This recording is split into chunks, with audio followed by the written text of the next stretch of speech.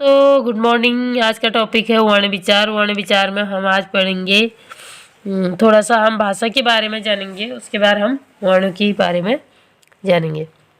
भाषा की व्युत्पत्ति। भाषा शब्द भाष धातु में आ प्रत्यय के योग से बना है, जिसका अर्थ है बोलना या कहना। परिभाषा। भाषा की परिभाषा। वाणी का वह माध्यम जिसके द्वारा मनुष्य अपने विचार दूसरों पर प्रकट करता है तथा दूसरे के विचारों को ग्रहण करता है, वह है भाषा। भाषा के मुख्य अंग है ध्वनि, वर्ण, शब्द, वाक्य और व्याकरण। ध्वनि मुख से निश्रित निकली हुई हवा का वह स्फोट जिसके खंड नहीं किए जा सकते हैं, उसे ध्वनि कहते हैं। ध्वनि भाषा की सबसे छोटी इकाई है। और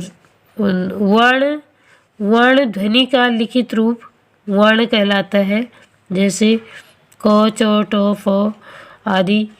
और वर्णमाला में पूर्व निर्धारित निश्चित क्रम में व्यवस्थित लिखित संपूर्ण ध्वनि चिन्हों का समूह वर्णमाला कहलाता है। हिंदी में वर्णमाला मानक हिंदी में निम्नलिखित 52 वर्ण है और अ, आ, ई, उ, री, ए, ऐ, ओ, औ ये 11 स्वर हैं और 2 अयोग्य वाहक और स्वर है। जो ध्वनियाँ हैं वो है अंक, इनको स्वर नहीं कहते हैं, अयोग्य वाहक ध्वनियाँ हैं। और फिर आए व्यंजनों में 25 वर्गीय व्यंजन है, स्पष्ट व्यंजन भी कहते हैं, और 4 अंतस्थ व्यंजन, 4 ऊष्म व्यंजन और 4 संयुक्ताक्षर और 2 उत्सिप्त या ताड़नजात व्यंजन।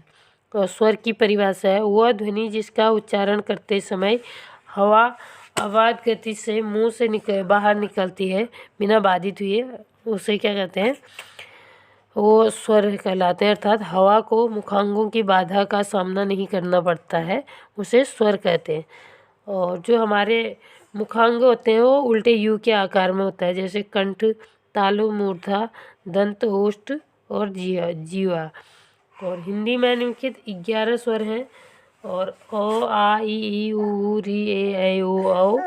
और संस्कृत में पूछे तो उसमें 13 स्वर होते हैं और शुद्ध स्वर पूछे तो उसमें 10 स्वर होते हैं। री को क्योंकि शुद्ध स्वर में नहीं मानते। का वर्गीकरण।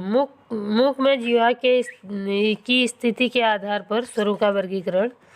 और इसमें है अग्र स्वर, मध्य स्वर और पश्च स्वर। अग्र स्वर में ई, ए, ऐ, री जो जीव की आगे वाली भागी जो जिससे होता है, और मध्य स्वर में जीभ मध्य में रहती है और पश्च स्वर में जीभ पीछे की तरफ रहती है।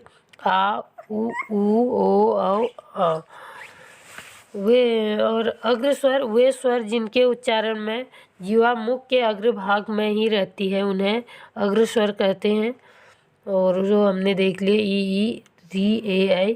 और मध्य स्वर में केवल अ आता है। वे स्वर जिनके उच्चारण में जीवा मुख के मध्य भाग में रहती है, उन्हें मध्य स्वर कहते हैं।